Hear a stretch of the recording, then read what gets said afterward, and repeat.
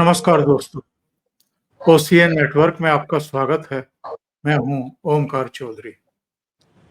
देखिए, जब ये एशिया कप की बात हो रही थी, तो देश का एक जनमानस ये था कि भारत की टीम को इसमें नहीं जाना चाहिए, हिस्सा नहीं लेना चाहिए। ये कहा जा रहा था कि जब पानी और खून साथ-साथ नहीं बह सकते, जब टॉक्स और टेरर साथ-साथ नहीं चल सकते, तो फिर क्रिकेट भी नहीं चलना चाहिए, खेल भी नहीं चलना चाहिए। वैसे बायलैटरल यानी हमारी टीमें पाकिस्तान या पाकिस्तान की टीम भारत, ये सिलसिला तो काफ़ी समय से बंद है। जो अंतर्राष्ट्रीय ये मैचेज़ होते हैं, टूर्नामेंट होते हैं, इनमें कुछ रूल्स हैं, उनसे हमारी टीम भी बंधी हुई है और दूसरी टीमें भी बंधी हुई हैं। और इसी तर्क के साथ हमारी टीम दुबई पहुँची थी, ये एशिया कप के मैच खेलने के लिए। नतीजा क्या रहा? एक लीग मैच हुआ, एक जो टॉप 4 टीमें पहुंची थी, वो मैच हुआ और एक फाइनल हुआ। यानी पाकिस्तान के साथ 3 मैच हुए और पूरी तरह पाकिस्तान को वॉश आउट कर दिया गया। तीनों मैचों में उसे पराजित कर दिया गया। अब बहुत सारे लोग भले ही इसका विरोध कर रहे थे, लेकिन इसको एक अपॉर्च्युनिटी के रूप में कैसे लिया जाता है और पूरी दुनिया को और उन तमाम लोगों को जिन्होंने असंवेदनशीलता दिखाई थी पहलगाम जेनोसाइड के बाद ऑपरेशन सिंदूर को लेकर के भी, जिन्होंने राजनीति करने की कोशिश की थी। और मैं तो कहूंगा कि अमेरिका ने, डोनाल्ड ट्रंप ने घटिया राजनीति की। जो विलेन था उसको बुला करके लंच कराया व्हाइट हाउस में। तो ये बहुत सारी घटनाएं बीच में ऐसी हुई, उन सबको एक मैसेज गया है कि भारत युद्ध के मैदान में भी जीतना जानता है और खेल के मैदान में भी जीत करके मैसेज देना जानता है। और प्रधानमंत्री नरेंद्र मोदी ऐसे मौकों पर चूकते नहीं हैं। उन्होंने जो मैसेज दिया है, उसमें ऑपरेशन सिंदूर का उल्लेख कर दिया। Operation Sindoor on the games field, outcome is the same, India wins, congrats to our cricketers. और ये प्रधानमंत्री ने क्यों किया है? क्योंकि 3 दिन 4 दिन पहले ही पाकिस्तान के प्रधानमंत्री ने यूएन के मंच पर खड़े होकर के फिर बकवासबाजी की। उन्होंने कहा कि हम जीत गए, हमने भारत के 7 जेट कबाड़ कर दिए। तो हमारी जो प्रथम सचिव है पेटल गहलोत, उन्होंने तो बल्कि कह भी दिया कि अगर खुदे हुए रनवे और जले हुए हैंगर ये आपको अपनी जीत लगती है तो एंजॉय करो। तो मेरे साथ जुड़ रहे हैं अजय रैना साहब, परिचय का कोई मोहताज भी नहीं है और आप सब जानते हैं, अपनी बेबाक राय के लिए वो जाने जाते हैं। अजय जी, ये तो बात ठीक है कि बहुत सारे लोग विरोध कर रहे थे कि क्या ज़रूरत है जाने की, लेकिन कुछ नियम हैं जिनमें हम बंधे हुए हैं। गए, लेकिन एक मैसेज ज़रा ठीक तरीके से दिया और अल्टीमेटली जो इनके मोहसिन नकवी हैं, जो बकवास कर रहे थे काफ़ी समय से और जो एशिया क्रिकेट काउंसिल के चेयरमैन भी है, उनके हाथों से ट्रॉफी लेने से इनकार कर दिया। ओमकार जी, मैं उस ग्रुप में हूँ जो इसके विरोध में था और हम कह सकते हैं जो सब ठीक हुआ अंत भला सब भला, वो भी एक अच्छा पर्सपेक्टिव है, उसको नकारा नहीं जा सकता। पर मेरी एक इसमें राय ये थी कि देखिए, आपने वर्ल्ड कप खेलने के टाइम पे जो पाकिस्तान होस्ट कर रहा था T20 का, और हमने मना कर दिया कि हम नहीं जाएंगे, हम तो हमारे मैचेस यूएई में हुए। बड़ा अच्छा लगा उस टाइम, सबने छाती ठोकी। ये नहीं बताया कि जो नेक्स्ट इवेंट के होस्ट हम खुद हैं और हमने उस टाइम गिव एंड टेक किया कि आप हमें यूएई में खेलने दो, एशिया कप के होस्ट हम हैं, हम होस्ट होने के बावजूद हम यूएई में होस्ट करेंगे। तो मुझे ये बात इसलिए अच्छी नहीं लगी ओमकार जी कि एक बात होती है वर्ल्ड कप की, बहुत बड़ा टूर्नामेंट था, एक अपने आप में बहुत बड़ी अचीवमेंट है, वो जीता भी है भारत ने। और यहाँ एशिया कप था। एशिया कप में आपके पास जो टीम्स जब मुंह लगाना चाहते हो, एक पाकिस्तान, एक बांग्लादेश। अब अफगानिस्तान, ओमान, ये तो मतलब अफगानिस्तान तो फिर भी अच्छी है, श्रीलंका रिकवर कर रही है।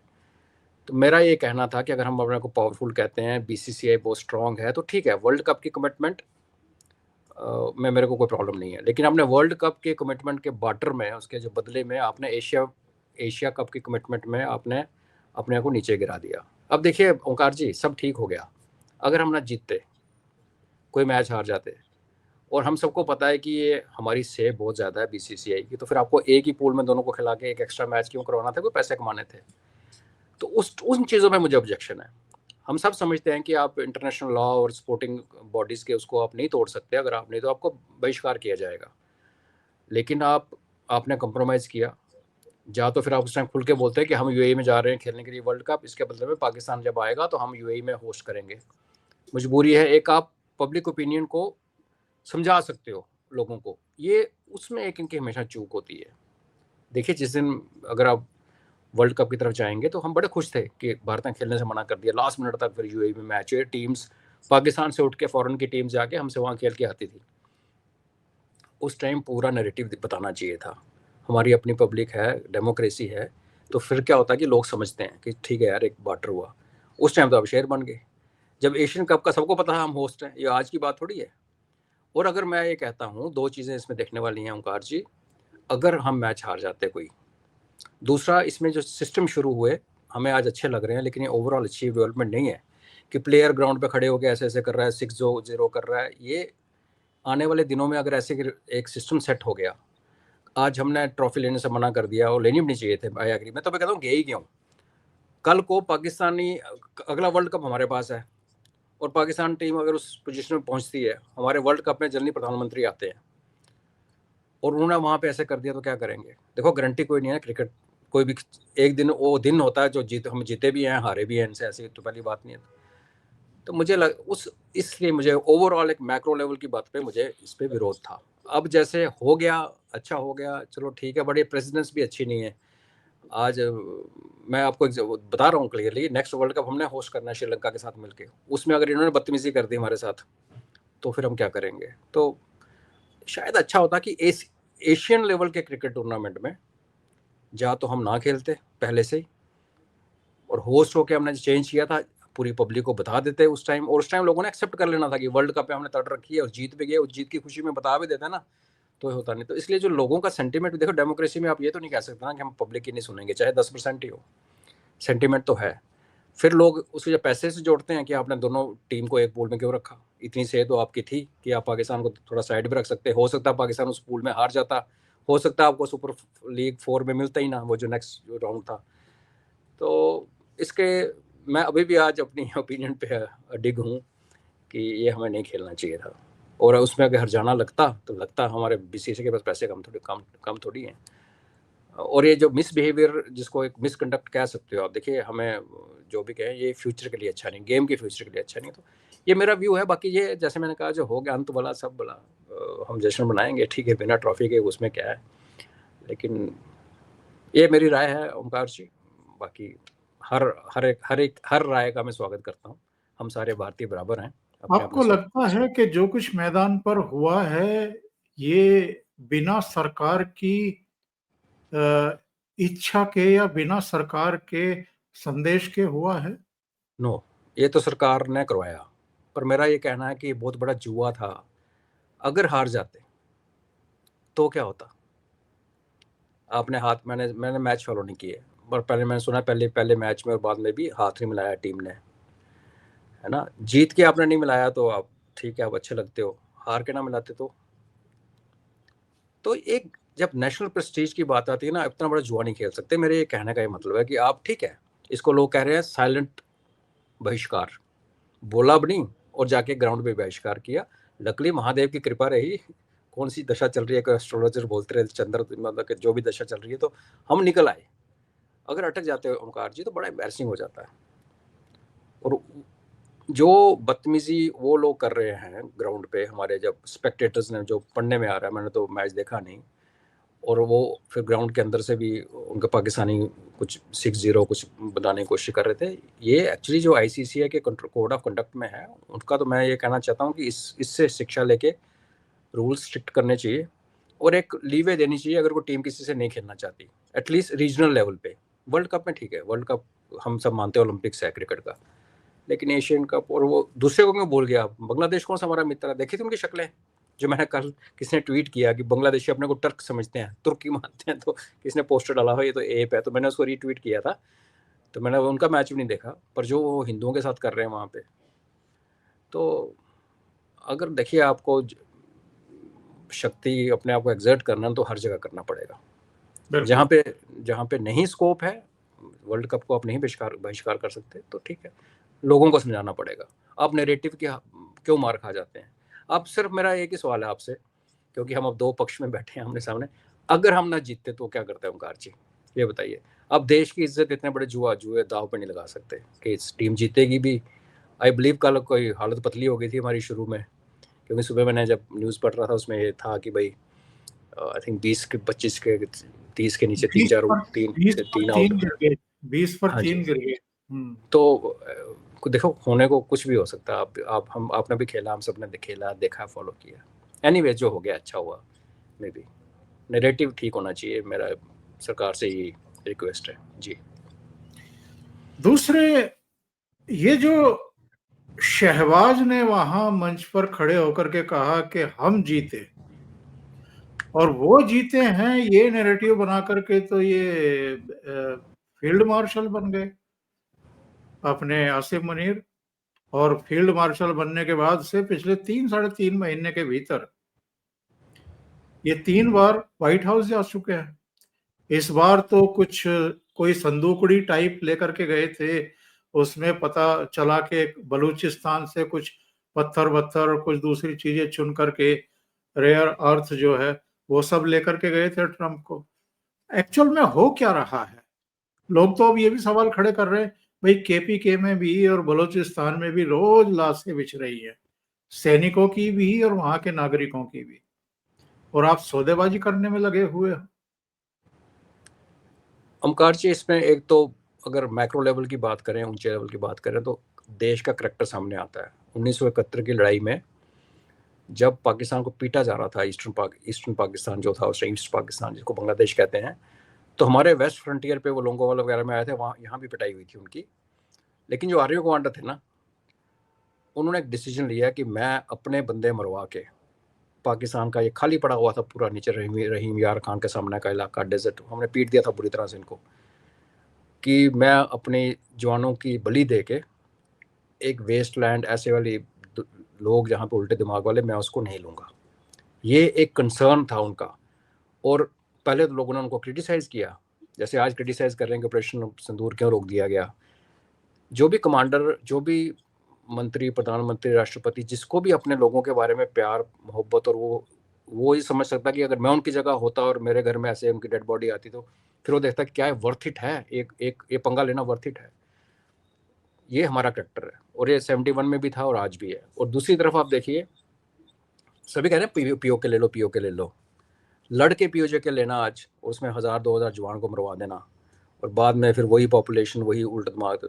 दूसरी तरफ ये है जो आप कह रहे हैं कि 15 से 20 इनकी एवरेज चल रही है पर डे, इनके मारे जा रहे हैं, इनकी पोस्ट उड़ा दी जा रही हैं, इनकी बसेस, सिविल बस में सफ़र कर रहे हैं, उनको भी आके उनको पहचान के वो मार रहे हैं। पर आप उधर वाशिंगटन में जाके अपनी सौदाबाजी कर रहे हो, बिकॉज आपके लिए ये सारे ये जितने भी हैं ये डिस्पोजल पे हैं, ये लोग आपके किसी मतलब के नहीं है। आपके बंदे मरते हैं, जितने मरते हैं उनको वो जिहाद और बदतरूरों का कैप्सूल खिला के ये लोग उनको ये करते। अब ये जो शहबाज शरीफ कहता है, उसमें मेरे को फिर अपनी शिकायत है गवर्नमेंट के साथ। हमारे एयर चीफ ने भी, और जब director general military operation, air operation, naval operation हुआ था, तो बोला था कि हम गिनते नहीं हैं। मैं ठीक है, हम सबको पता है कि हमने 10 से 11 जहाज इनके गिराए हैं, और हम सबको पता है कि हमारे पायलट सारे सेफ आए हैं। 1-2 जहाज डैमेज भी हो सकते हैं, मुझे इसका कंफर्म नहीं है। प्रॉब्लम क्या है? आप नंबर्स के साथ सामने आइए। वो जो यूएन में जाके काउंटिंग शुरू हुई, 5 करते करते 6 पे आ गए, अभी 7 पे आ गए। इसको आप लगाम नहीं लगाओगे तो 10, 11, 12 पे पहुंच जाएगा अगले साल तक। पाकिस्तानी खुद कह रहे हैं कि हमारा प्राइम मिनिस्टर जो है बढ़ता जा रहा है काउंट में। तो या तो 2 ही तरीके हैं, या तो इस पाकिस्तान नाम के नासूर को ख़त्म कर दो, ऑपरेशन सिंदूर का जो नेक्स्ट फेज में ख़त्म ही कर दो फिर, और बिना अपने जवान मरवाए वायलेंट एक्शन से ख़त्म कर दो, या फिर हमें भी आई थिंक कहीं खड़े होके तीसरा तरीका ये इग्नोर कर दें। और इग्नोर होता नहीं है, हम इग्नोर करें, आप इग्नोर करें, दुनिया नहीं इग्नोर करती ना। एक देश का प्राइम मिनिस्टर खड़े होकर बोल रहा है हमने इनके 7 जहाज गिरा दिए, और वो उसका इम्प्लीकेशन ये होती है कि ये सिर्फ जहाज गिराने की बात नहीं होती, कौन सी कंपनी का, कौन सी ब्रांड का जहाज है, राफेल गिरा, सुकोई गिरा, आप इसके बहुत ज़्यादा इम्प्लीकेशन है। तो अगर आपने एक कंट्री से साझेदारी करके वहाँ से जहाज खरीदे, अभी राफेल का भारत में निर्माण होने का प्रपोजल चल रहा है, तो हमें उसको डिफेंड करना चाहिए। हमें अपनी ये दिखाना चाहिए कि भाई हमारे नहीं गिरे, हम हमारे साथ सारे ठीक हैं, उल्टे हमने आपके मारे। तो ये थोड़ा सा हम अभी भी, हालांकि जो प्रधानमंत्री जी का ट्वीट है, मैं तो ये कहूँगा अनयूजुअल ट्वीट है, इतना ज़्यादा आगे आके नहीं करते ये, लेकिन प्रधानमंत्री जी फ्रंट फुट पे आ गए हैं और लग रहा है क्लियरली थोड़ा उनका रवैया बदल चुका है, और बदलना भी चाहिए। बिकॉज मैं बहुत बार बोलता हूँ कि अभी जो स्पेस थी ना हमारी लीडरशिप के पास कि चलो इसको भी प्यार मोहब्बत से टरका लो, इसको भी सोनम वांगचुक को भी पद्मश्री पकड़ा दो, वो स्पेस अभी खत्म हो चुकी है। अभी do and die, now and never वाली बात है। तो प्रधानमंत्री जी फ्रंट फुट पे आए हैं, देश को फ्रंट फुट पे आना चाहिए। मारे हैं तो बताइए, और हमारे पास एविडेंस है। बेस्ट पार्ट ये है कि जब आप किसी को मारते हो ना जहाज को, तो आपकी जब मिसाइल भी स्ट्राइक करती है तो उसकी फोटोग्राफी एविडेंस आपके पास होता है। उनके पास रत्ती भर का एविडेंस नहीं है। अमेरिका ने उनकी सपोर्ट की, चाइना पूरा उनके साथ खड़ा था, टर्की, अजरबैजान, कोई एक बंदा हमारे किसी नष्ट हुए जहाज का फोटो नहीं ला सका। और हमने उनका एयरपोर्ट का जो हाल किया और जो एयरक्राफ्ट का जो हाल हुआ, तो उसके सबकी हमारे पास एक्चुअली सैटेलाइट पिक्चर से लेके सब कुछ है। तो आई थिंक फिर अभी फ्रंट फुट पे खेलना तो पूरे देश को, जैसे ऑपरेशन सिंदूर पूरे देश का ऑपरेशन था, उसमें इंटेलिजेंस वाले भी थे, फौज भी थी, हम लोग भी सारे खड़े थे, देश साथ में खड़ा था। तो ये ऑपरेशन सिंदूर को कंटिन्यू करो और उसको फिर उसी तरीके से खेलिए जी। इसमें क्या कोई मैसेज भी है क्या? Operation Sindoor on the games field, और ये लगातार अब ये बात कही जा रही है कि ये तीसरी चौथी जीत, एक ऑपरेशन सिंदूर और 3 यहाँ। क्या ये केवल पाकिस्तान को मैसेज है या 7 समंदर पार भी मैसेज देने की कोशिश हो रही है, जो गलबैयां पा रहे हैं इनसे, मुनीर से, और बड़ा खैर मकदम किया प्रधानमंत्री का भी डोनाल्ड ट्रंप ने? बिल्कुल एक क्लियर कट मैसेज है। अब एक इतने बड़ी डेमोक्रेसी का इतना बड़ा पावरफुल देश जो अपने आप को इमर्ज कर रहा है, उसका प्राइम मिनिस्टर जब ट्वीट करता है तो उसको, ये तो है नहीं हमारी तरह कि हम गेमर, क्या होता है सोते सोते ट्वीट करते, नींद आ गई होती है तो गेमर गलत चीज ट्वीट हो जाती है, अगले दिन उसको डिलीट करना पड़ता है। ऐसा तो नहीं, ये भी कोई सोची समझा तरीका है। और एक मैसेज भी है कि तुम जिस घोड़े के ऊपर शर्त लगा के बैठे हो, उस घोड़े को तो हम लड़ाई में भी पीटते हैं और हम मैदान में भी पीटते हैं और फिर पीटेंगे, आगे भी टांगे तोड़ेंगे, आगे भी हाँ। तो टांगे ये तो नहीं कहा ना कि एशियन कप खत्म हो गया तो अभी ऑल राइट, नो, ऐसा तो कुछ नहीं है। तो ये बड़ा क्लियर है कि जिस घोड़े पे तुम सवार हो, कोशिश कर रहे हो, उस घोड़े की टांगे तोड़ने हमें आती हैं, हमने पहले भी तोड़ी है। और यही ट्रंप कुछ महीने पहले तक क्या बोल रहा था कि भारत, उसको तो खैर टाइम लाइन्स के नहीं पता, भारत 1000 साल से पाकिस्तान के साथ लड़ता रहा है, इसका लोहा लेता रहा। तो आई मीन हाँ, मैसेजेस होती है बिना पर्पस के नहीं, डोमेस्टिक ऑडियंस के लिए भी मैसेज है और उनके लिए भी है, 7 समुद्र पार भी है। बिकॉज वो जैसे आपने कहा 3 बार मिल लेना, और फिर अभी देश का सौदा हो रहा है कैमरे के ऊपर, लोगों के सामने आप अपना एक जोहरी की तरह अपना सामान लेके, पुराने ज़माने में आते थे हमारे शादी ब्याह में लेके, और जोहरी जी भी आते थे, ज्वेलर भी आते थे, फिर वो सब होता था ऐसे। बड़ा अजीब सा ये सिस्टम जी। अजय जी, एस जयशंकर साहब का जो भाषण था यूएन में, उन्होंने तो स्पष्ट कर दिया, और ये एक्चुअल में घोषित नीति भी है हमारी, और अमेरिका अब तक समझ भी गया होगा, नहीं समझा हो ऐसा मैं मानता नहीं, कि हम अपने फैसले खुद लेते हैं, किसी प्रेशर में नहीं लेते, राष्ट्रीय हित हमारे लिए सर्वोच्च है। और यही बात लावारोव ने भी कह दी, रूस के विदेश मंत्री ने भी कह दी मंच से। ये मैसेज क्यों देना पड़ा यूएन के मंच से एस जयशंकर साहब को। ये तो पता है, अमेरिका को भी पता है। अगर पता नहीं है तो मैं कहूँगा कि मूर्ख लोग बैठे हैं, क्योंकि इतने समय से वो प्रयास कर रहे हैं। अभी पीयूष गोयल के नेतृत्व में फिर एक प्रतिनिधिमंडल गया था वार्ता को आगे बढ़ाने के लिए, लेकिन 2 दिन में फिर वापस आ गए वो। इसका मतलब सीधी-सी बात ये है कि जो अमेरिका चाह रहा है, वो भारत बिल्कुल करने को तैयार नहीं है।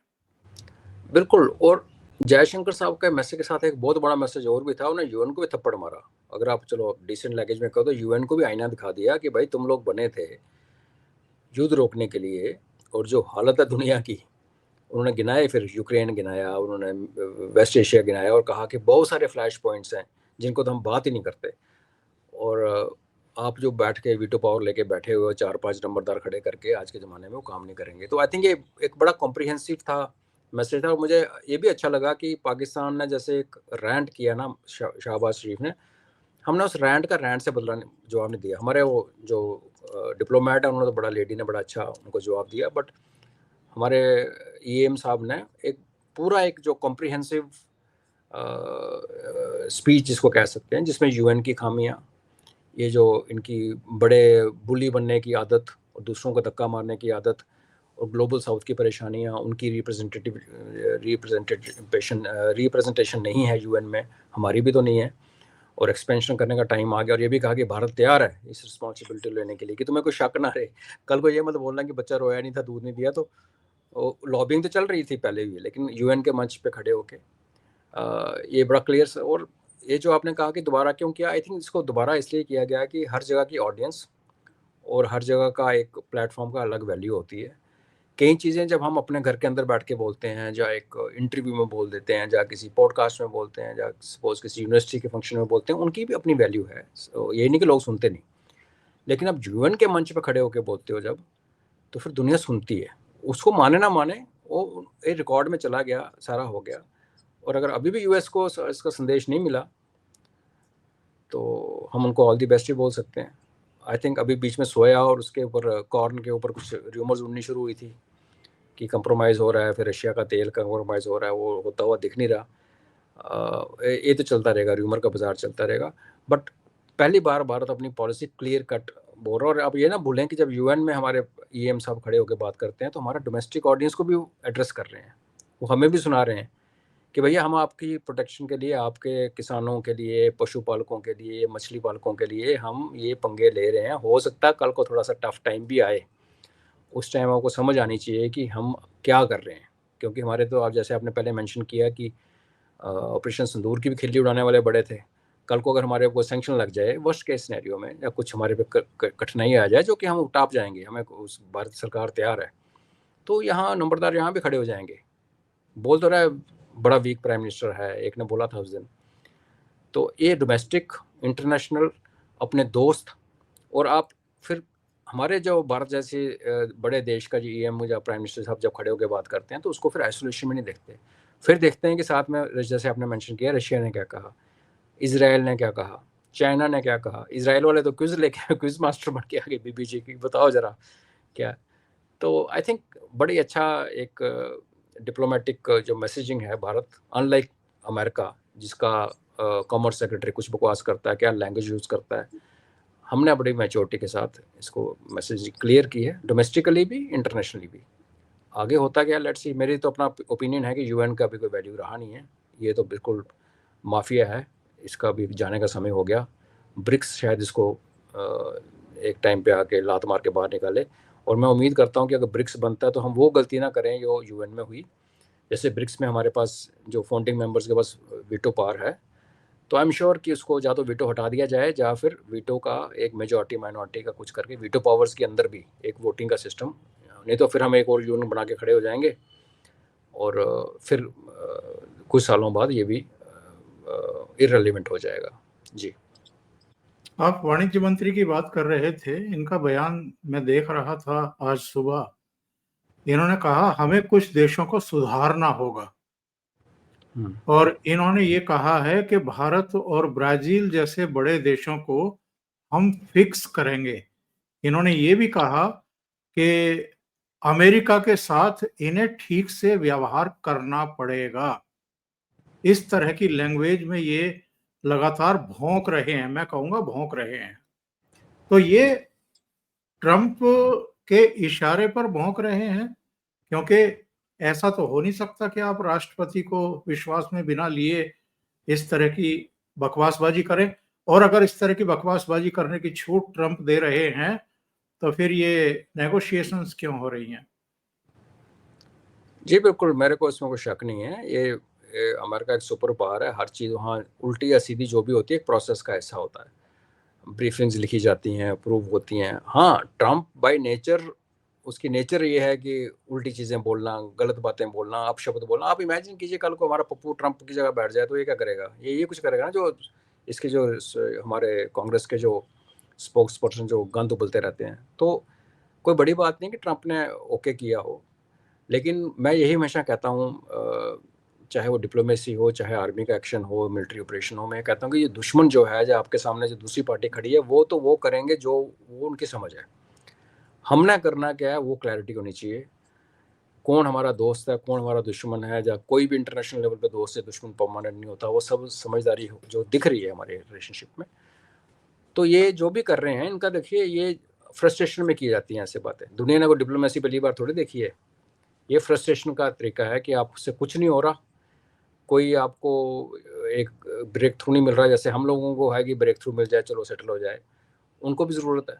अभी ये जो इन्फ्लेशन का जो अमेरिका में नया चक्कर चला है कि इन्फ्लेशन बढ़नी शुरू हो गई है, इसके बाद जो अनरेस्ट होगी अमेरिका में, वो भी उनको नज़र आती है। अभी देखिए, हम जितना मर्जी NRIs को छोड़ के हम जैसे यहाँ बैठे हैं, हम अमेरिका के अंदर के हालात नहीं समझ सकते। हम सिर्फ second hand, third hand information पे बात करते हैं। तो ये जो पाकिस्तान को अगर वो कंपेयर करें, पाकिस्तान जब भी फ्रस्ट्रेट हुआ उसने भारत के साथ युद्ध छेड़ा। अमेरिका जब भी फ्रस्ट्रेट हुआ, कभी इराक में घुस गया, कभी ईरान के ऊपर बम फेंकने चल पड़ा, कभी अफगानिस्तान में। इसका भी यही काम है। इनकी बदकिस्मती ये है कि एक तो भारत को ये इराक की तरह ट्रीट नहीं कर सकते कि इनके जहाज आएँ और डेजर्ट स्टॉर्म की तरह घुस जाएँ पाकिस्तान से, उनको औकात नहीं है। और दूसरी बात यह है कि भारत अभी अकेला भी नहीं है। अब जो सामने दिख रहा है एक एक्सिस पावर का बन रहा है, उसमें चाहे हम विलिंग अनविलिंग क्लाइंट हैं चाइना के होने के कारण, but Russia, India, China, Iran एक बहुत बड़ी। आज आपको पता है ईरान के अंदर, ईरान की जो युद्ध पॉलिसी थी शुरू से, वो ये थी कि हम इसराइल को तबाह करेंगे। उनका बड़ा सिंपल था, सऊदीज उठेंगे तो उनको तबाह करेंगे। और तबाही करने के चक्कर में उन्होंने हज़ारों मिसाइलें बना ली, और बेस्ट वाली मिसाइलें भी यूज़ नहीं की हैं। लेकिन अपने डिफेंस पे इन्होंने कभी ध्यान नहीं दिया। एयरफोर्स है नहीं, एयर डिफेंस है नहीं, इसलिए इनको इसराइल जब आए मार के चला जाता। इस time as we speak Russian air defence experts और साइंटिस्ट हैं ईरान के अंदर। ईरान का, मैं ये तो नहीं कहूँगा S-400, बट एक अच्छा फॉर्मिडेबल एयर डिफेंस खड़ा कर रहे हैं। तो इसका सीधा सा मतलब ये है कि भारत, चाइना, रशिया और ईरान और नॉर्थ कोरिया बाई डिफ़ॉल्ट, ये जो एक्सिस है, इसके होते हुए अमेरिका की हिम्मत नहीं है, तो वो फ्रस्ट्रेट होकर ये बातें कर रहा है। अभी ट्रंप ने ओके भी किया होगा तो बड़ी बात नहीं है, वो गिरा हुआ आदमी है। देयर इज अ पॉसिबिलिटी कि फ्रस्ट्रेशन, मुझे फ्रस्ट्रेशन दिखती है, अदरवाइज कोई रीज़न नहीं जी। अब कार्यक्रम के अंतिम में मैं ये जरूर पूछना चाहूंगा, ये वाणिज्य मंत्री तो हमारे यहाँ भुट्टे बेचना चाहता है। कई बार कह चुका कि 140 करोड़ की आबादी है, एक बोरी मक्का भी नहीं खरीद रहा भारत हमसे। और जो कुछ दूसरे सामान बेचना चाहते हैं उनके लिए हम अपना मार्केट खोल नहीं रहे, अपने दरवाजे खोल नहीं रहे। इनका फ्रस्ट्रेशन बढ़ रहा है तो बौखलाहट में तरह तरह की बातें कर रहे हैं ये। तो बड़ा सवाल ये है अजय जी कि ट्रेड डील होगी या नहीं होगी, और होगी तो क्या भारत की अपनी शर्तों पर होगी? और दूसरा ये शायद इसी से जुड़ा हुआ है कि क्वाड की समिट होगी या नहीं होगी, ट्रंप आएंगे या नहीं आएंगे? ट्रेड डील मेरे ख्याल से किसी ना किसी लेवल पे होगी, जाके किसी ना किसी स्टेज पे होगी, और गिव एंड टेक पे होगी। ये तो सीधी सी बात है। ठीक है, हम अपना भारतवासियों का प्रोटेक्शन, उनका देखभाल करना सरकार ने जिम्मेवारी ली हुई है, स्टेटेड पॉलिसी है कि जो हमें सूट करता है हम वही करेंगे। बट बात सिंपल सी है कि टेबल पे जब बैठते हो तो गिव एंड टेक होता है। वो गिव एंड टेक क्या होगा उसको प्रेडिक्ट करना बड़ा मुश्किल है, बट इतना तो क्लियरली लग रहा है कि जो गिव एंड टेक का चांसेस हैं वो भी शायद काम नहीं कर रहे, इसीलिए वो फ्रस्ट्रेट होके वो इंटरव्यू दे रहा है, इसीलिए हमारी टीम वापस आ गई। बिकॉज इन्होंने अपने फार्मर्स को, जब इन्होंने यहाँ से निकालने शुरू किया, लेटिन अमेरिका वाले लोगों को उठा उठा के बाहर फेंकना शुरू किया, जो कि इनके फार्म्स पे काम करते थे, चीप लेबर थी, मैक्सिकन्स और बाकी। उसके बाद इन्होंने क्या किया कि Mexican end of course other Latin American country जो बाकी वाली हैं, नीचे से बड़ी मैन पावर इनके पास आती है, तो इनको क्लियर लग गया कि जब उनको उठा के बाहर जानो कि फार्मर्स को प्रॉब्लम पड़ गई और मौसम भी खराब रहा है, प्रोडक्शन कम हुई, तो उन्होंने एक पैकेज जारी किया। लेकिन जो अमेरिकन प्रोसेस है, उस पैकेज के अनुसार फार्मर्स को वो पैसा अगले साल मिलेगा। और जो अभी इनकी फसल निकल रही है आने वाली, जो बम्पर क्रॉप सो कॉल्ड, जो अभी सही वाली आ रही है, उसका लेने के लिए एक बहुत बड़ी मार्केट भारत में थी। हम तो आप अपना टैरिफ लगाइए, आप लोगों को बोलिए कि यहाँ दवाई बनाओगे तो सस्ती है, दवाई बाहर से लाओगे तो 100%। आप इमेजिन कीजिए, अपने लोगों को तंग कर रहे हो आप, अपने जो उन मरीजों को मारना चाहते हो इतने स्ट्रिप लगा के। तो ऐसे वाला जो देश जो अपने आप को इतना सुपर पावर होने के बावजूद एक बिल्कुल गली के गुंडे की तरह बिहेव कर रहा है, तो इनके साथ जाहिर है कि हमारी जो नेगोशिएशंस हैं वो बड़ी टफ फेज में जा रही हैं। बट ट्रंप एक आइटम है और अमेरिका अलग चीज़ है, मैं हमेशा कहता हूँ। तो किसी न किसी लेवल पे ये ट्रेड डील होगी, और आज नहीं होती है तो मे भी ट्रंप के हिलने के बाद या मिड टर्म के बाद हो जाएगी। सिर्फ हमारे शर्तों पे होगी, ये एज्यूम करना भी गलती है, ऐसा होता ही नहीं है। और दूसरी बात रही क्वाड की, तो देखिए क्वाड का जो कंपोजिशन है, जो चाइना को मेन हमारे साथ इशू था, उसमें हमने समझदारी पहले ही दिखाई, हमने क्वाड में मिलिट्री कंपोनेंट नहीं डाला।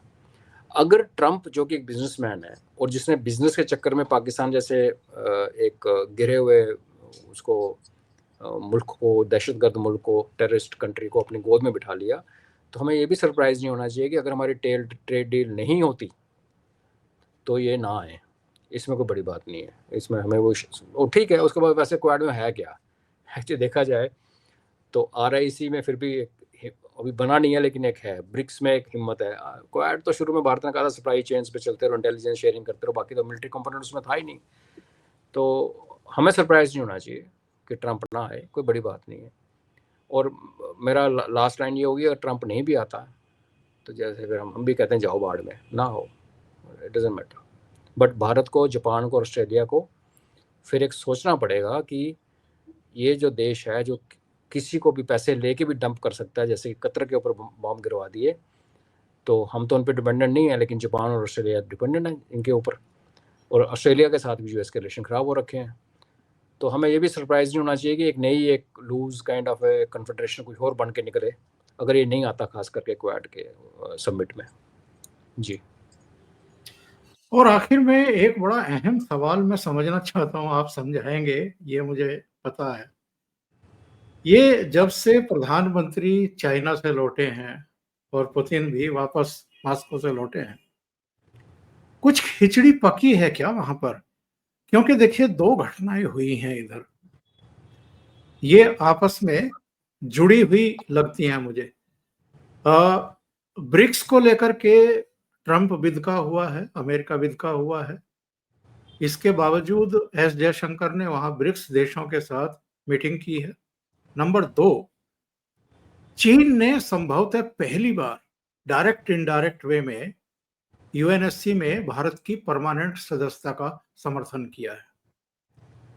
तो क्या ब्रिक्स को मजबूत करने की दिशा में तेजी से कदम बढ़ रहे हैं रूस के, चीन के और भारत के? ओमकार जी, अगर हम ये तीनों कंट्रीज ना भी चाहें, रशिया तो शुरू से कह रहा है, रशिया को तो चलो हम कहते हैं, हम और भारत, चाइना आपस में कुछ खुंदक में रहे ना, तो इंटरनेशनल दबाव पड़ रहा है ब्रिक्स के ऊपर। 84 कंट्रीज लाइंड अप है एप्लीकेशन हाथ में पकड़ के। अब इमेजिन कीजिए, 10 ब्रिक्स जो इनिशियल शुरू हुआ, फिर +10, ब्रिक्स +10 पे आया, अभी 10 और वेटिंग थे, अभी 84। आपका साइज जाके 100 कंट्रीज के आसपास, तो आप तो यूएन को डिफंक्ट कर दिया। तो जब क्या होता है ना, आपसे जो उम्मीदें बढ़ जाती हैं दुनिया को, और दुनिया फिर आपको रीच आउट करती है। कई लोग हैं जो डर के मारे, अमेरिका के डर के मारे, या और प्रेशर्स हैं, जैसे अफगानिस्तान है, उसको पैसा सिर्फ अमेरिका से आ रहा है, बाकी सारे पैसे बंद हैं। तो वो बोलना चाहते हैं तो भी नहीं बोल पाते बेचारे एट टाइम्स, पर हमें पता है। तो कई लोग नहीं बोल पाते, लेकिन अगर 100 लोग, 84 कंट्रीज इंटरेस्टेड हैं, इंक्लूडिंग सऊदी अरेबिया, ईरान, जो आपस में दुश्मन हैं, तो फिर आप ये समझ लीजिए कि जो बनाने वाले जो निर्माता हैं, जैसे आपने बोला रशिया, इंडिया, चाइना, तो इनके ऊपर भी एक प्रेशर आता है, उसको आप इग्नोर नहीं कर सकते। अगर आप इस दुनिया के सेंटिमेंट को इग्नोर करेंगे आज कि नहीं यार हम बाद में देखेंगे, तो फिर हम अपना नुकसान करेंगे। तो वो भी एक रीज़न है। बाकी तो है ही है कि अमेरिका हम तीनों के पीछे पड़ा, अमेरिका ने लड़ाने की कोशिश की है, कि को खरीदने की भी कोशिश की है, कोई टूटा नहीं तीनों में से। अगर चाइना ने सपोर्ट किया, रशिया ने सपोर्ट किया भारत की, और जब स्टेटमेंट्स की बात चली, पुतिन आगे होकर बोला कि ऐसे वाले स्टेटमेंट मत दीजिए भारत और चाइना के बीच में। चाइना ने कहा जो भारत के ऊपर टैरिफ वॉर कर रहे हो ये अनफेयर है, जबकि चाइना को उन्होंने 90 डेज की विंडो दी हुई थी।